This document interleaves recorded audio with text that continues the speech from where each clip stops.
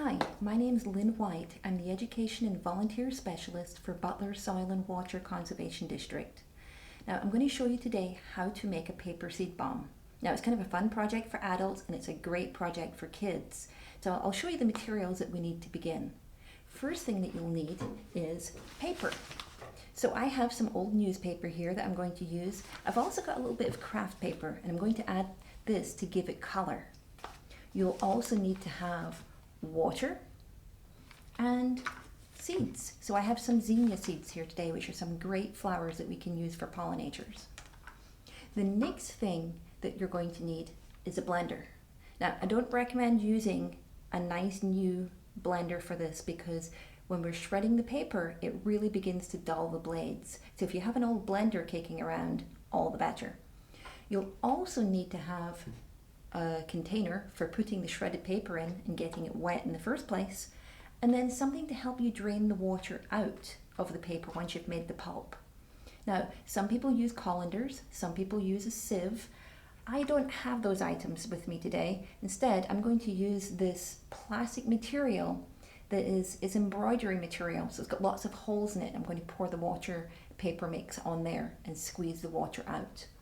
The last thing that I'm going to use for getting the water out is a sponge. Now, when you make your paper bombs, you can make them round just by squeezing them, or you can use a candy mold or a soap mold like I'm going to do today, or if you have cookie cutters, you can even use a cookie cutter to do it. So let me show you how we do this. Okay, so first thing we have to do is get a lot of shredded paper. So here's some old newspaper I'm going to shred. You can shred up old pieces of schoolwork. You could shred up old bills after you've paid them, of course. You could shred up any old paper. Now I keep saying old paper because it would be such a waste to go out and shred new paper to do this when you can recycle your old or reuse your old. The only pieces of new paper that I'm going to use today are the little pieces of craft paper that will give us color to the mix. Now, you could shred it all by hand, or you could add in some paper that came out of your paper shredder. Put my color in. You don't need much color. You don't need much of the craft paper to give you the color. So just a small amount. There's a lot of dye in this stuff, and that's actually why it's not a good idea to put old pieces of craft paper into your recycle bin. Next thing we need to do is add lots and lots of water. We want to get this really sopping wet. Now you could add the water and let it sit overnight to really let it suck in that water, but today we're just going to slop it around a bit, get it nice and wet, and then we're going to fill the blender only up to about here. You don't want to fill it too far, and we want to make sure we get plenty of water on top. If you fill it too far, the blades won't be able to do their work. A bit more, about 2 inches of water in there on top of the paper. Now comes the most important part. Make sure you put the lid on. Okay, now it's time to start the blender. Okay, now that everything's mixed, I'm going to try and get some of the water out there. And that's where you can use a colander, a sieve, or in my case, because of lack of resources, I'm going to use this plastic embroidery mesh. So I'm just going to do a bit at a time. If I try and put it all on there, I'll just make a huge mess. So put a bit in, try and get some of that water out. I'm just going to squeeze this in half.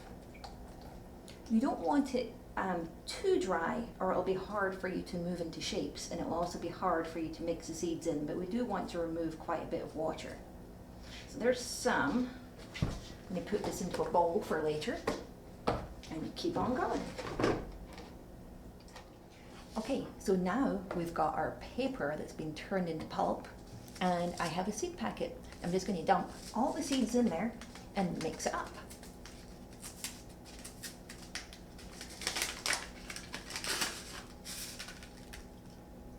So these are zinnia seeds. They're pretty flowers that are annuals, and they're great for butterflies and other pollinators like that. For little kids, it's usually easiest to make a paper ball, where you just take a ball of the paper and you can roll it around or squeeze it. If you make it like a pancake, so we'll flatten it, it will dry quicker.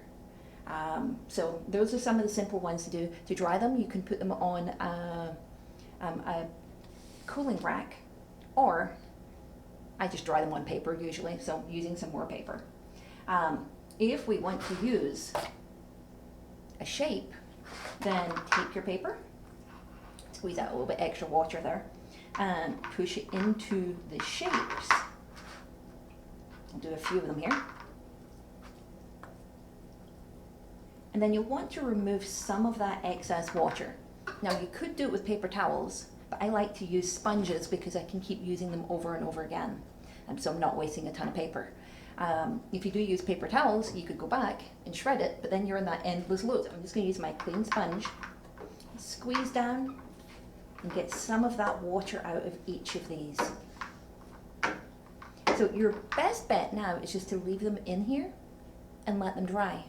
If you try and pop them out now, sometimes it kind of messes with the shape a bit.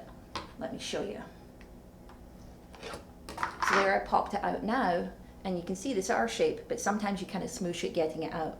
So it's a good idea to just to let them dry in there. But if you do pop them out because you need to keep reusing the same tray, put them on the paper and just leave them to dry. It can take 2 to 3 days for these things to dry. I hope you enjoyed this video. We are going to be posting others, activities that you can do with your children, things that you can do in your yard, problems that you might have with ponds and other natural resources.